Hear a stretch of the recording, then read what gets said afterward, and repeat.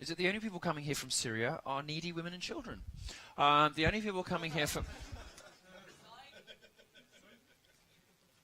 No, they're not. They're all.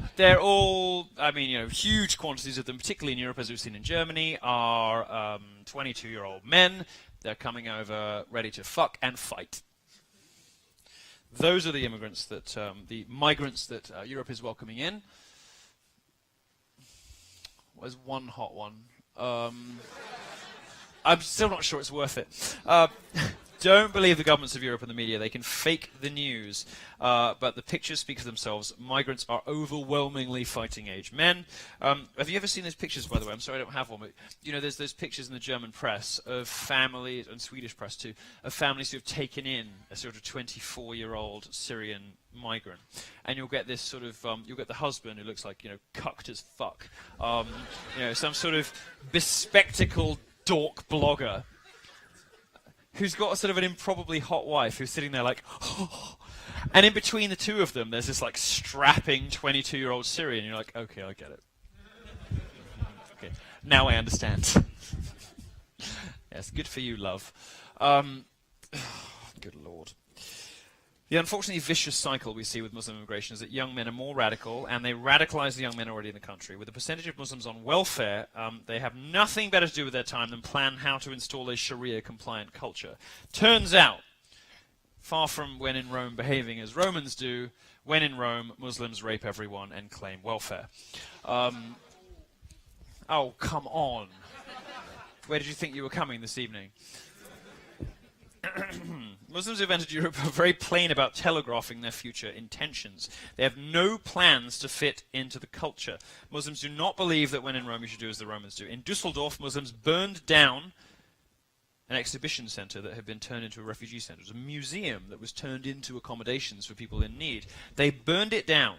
The fire caused 10 million euros in damage, and 26 people were nearly killed. You want to know the reason they burned it down? Not enough candy and chocolate were made available during Ramadan.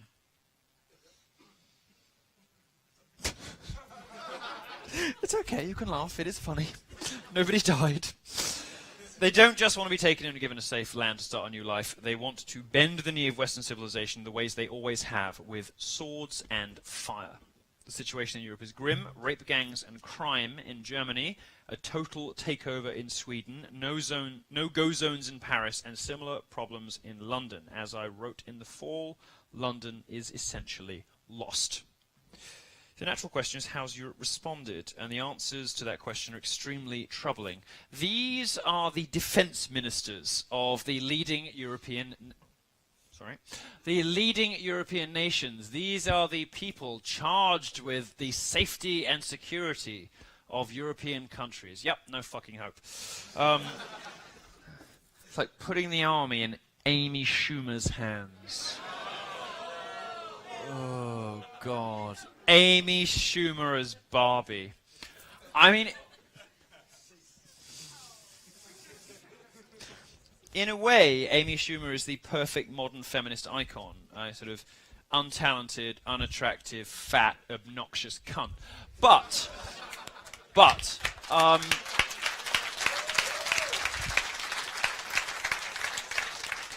sullying a fine institution like Barbie, I have a feeling that it will end up something like Ghostbusters. Yes, and I'm sure when it bombs at the box office, it will be the fault of anonymous internet misogynists. These are the people charged with the defense of Europe. She got something in her teeth. She has. Oh, no, just bad dentistry. Lord. It's one good thing about America. Right. Europe opened its doors wide to Islam. I wish we could just blame Angela Merkel, but it isn't just her.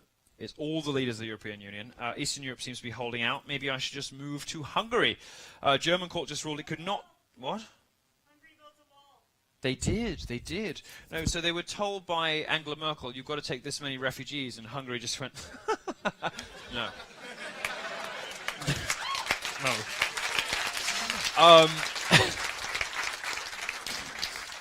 Well, fair play to them. Hungary was a German court just ruled that it could not deport a Muslim man to Hungary to Hungary from Germany because they treat Muslims inhumanely. Good. I'm curious what they mean by inhumanely, because Hungary is a damn sight better place to live than most of the Middle East. Presumably they mean no candy and chocolate during Ramadan. My guess is they aren't offering third wives or free goats. But it's too easy, but it's true. You've seen the drone footage. I know you have. Or perhaps Hungary has declined to make Jew hunting and apostate stoning national sports. Germany and other countries have argued that immigration is important to bring workers into the economy, but these men don't bring work skills, and they won't to your country either. They know how to radicalize, they know how to shoot, how to stab, how to bomb, how to blow up Westerners, and to rape women, and of course run them over with trucks, as the terrorist attack in Nice has taught us, but they don't bring very much else. In fact, many of the words and actions of the leadership of Europe betray a sort of sick desire to end their own culture. It's really the only way you can explain it. They sort of hate themselves and their culture so much, like a BuzzFeed blogger. You know? These guys are like, oh, straight white men are the worst thing to happen ever. Aren't you a straight... What is wrong with you? Sort of male feminists. You know, this ugly disease. It's almost as bad. It just mystifies me. People can hate their own kind that much, hate themselves so much that they decide that cultural annihilation is an appropriate response to some sort of misguided global guilt over God knows what. It's hard to fathom. Leadership of Europe knows that Islam will end European culture, and they are okay with this. I hope one day to meet someone smart enough to explain it to me. I hope, however, that America never falls for this stuff. America has now a leader who spends, who is good, better on this stuff. I hope that America, in all of its history, for as long as there is the nation, never has to experience a leader who hates the country, who spends all of his time apologizing to foreigners, importing radical Islam by the boatload. I hope that you never have a leader who despises the country so much that he spends almost his entire presidency apologizing for it rather than defending it.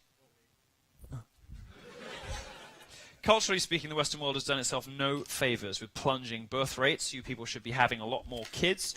You cannot have a future unless you create a future with what we need at a very minimum, which is lots of babies. Wars are not won on the battlefield. Wars in historical terms. We started this talking about ancient history. We'll finish it in a similar way. Wars are not won on the battlefield. Cultural wars are won demographically. And demographic suicide from the West puts us at a precarious position when we compare ourselves to Islam, whose policies have many children, sometimes by multiple women. Possibly the only good thing about Islam. No, actually, it's not the only good thing about Islam. The other good thing about Islam is in Saudi Arabia, no women drivers. It's the only thing they get right. Sometimes you can arrive at the right conclusions for the wrong reasons, their road traffic accident statistics must be the envy of the world.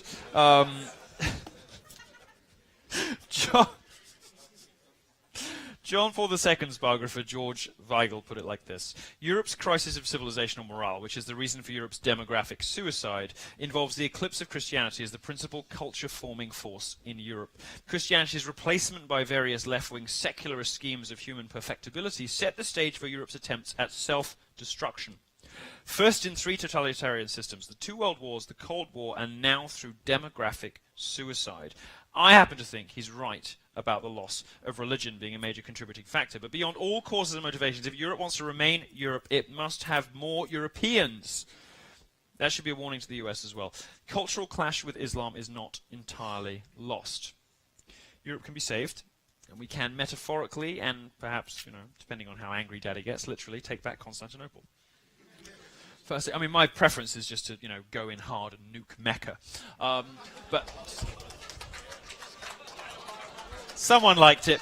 But if we can't do that, which I understand may have some ramifications, we can't. If they want to join Europe, give up Islam. Let's see. All right. Now, if we can't do any of those things, we can at least fix the demographic problems, and look to European countries that have resisted the Islamic surge as a model for how America should now treat the problem. The tough bastards of Eastern Europe know perfectly well how to preserve their culture, and we can learn from them. Our old friends, the Hungarians, and look up what they actually did in Hungary. They're sort of like Cuban Americans. You know, they remember what it was like to be ruled by totalitarian, culture-hating leftists, and they know how to nip it in the bud. And secondly, we can push hard to make sure that the glorious President Daddy follows through on his promises as they relate to Muslim immigration. Doesn't it feel great to say President Trump? I mean, it feels very naughty. It feels very naughty. It feels subversive. It feels like it's not real. And of course, for another 3.5 weeks, it isn't. But when it is President Trump, can you believe that we did it? President Trump. God, they're so mad. Wonderful, wonderful thing. Wonderful thing. Trump's response to Orlando and his speeches generally about this problem reveal that he knows it's a bad reason to let people in who want to kill us all. He also knows we must be able to vet immigrants and refugees. He knows above all else that making America great and welcoming in Islam are mutually exclusive futures. And if you can't get that around your head, if you can't accept that, if you can't wrap your head around it, what is that? What? Oh, it is? Oh, I was leaning, wasn't I? Cheap shit. Well,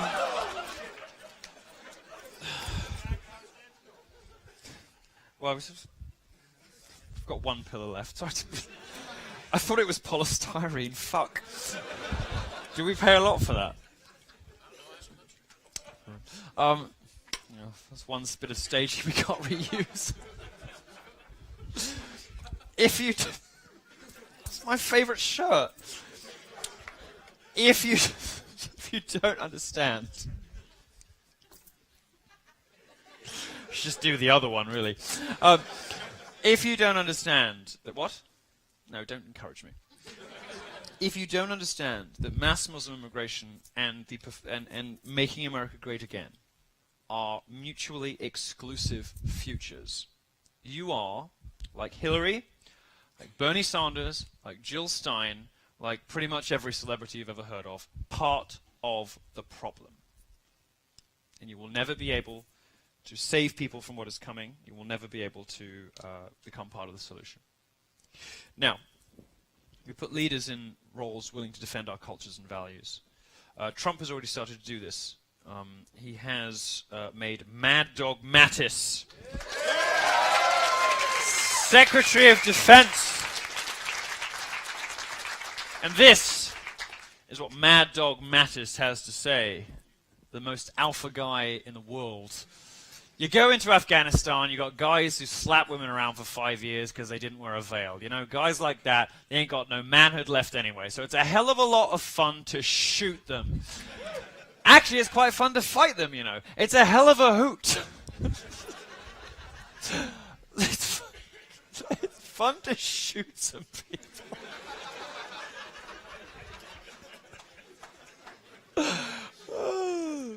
It's a gay British man in a dress telling you that it's fun to shoot people. It's fun to shoot some people. I'll be right up there with you. I like brawling. The guy's fucking amazing. He really gets it. Here, by the way, is one more of his quotes before I finish. Imagine anyone in the Obama administration saying this. Americans will not ask one fundamental question.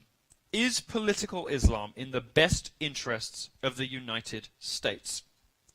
I suggest the answer is no, but we need to have the discussion. If we won't even ask the question, how do we recognize our side is in a fight?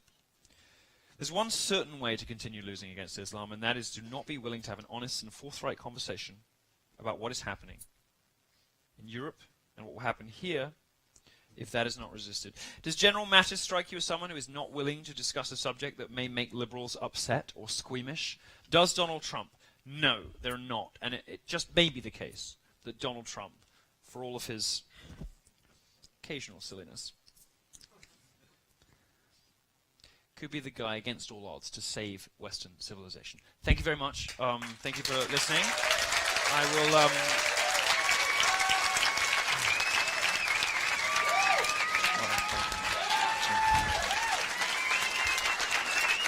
Thank you.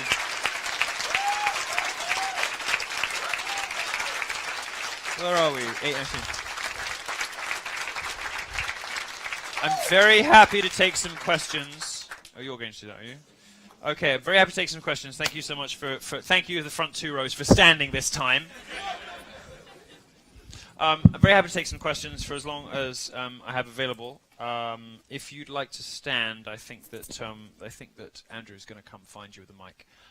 The lady here in the what color is that? Is that sort of Salmon. the lady in the salmon? Oh. Okay.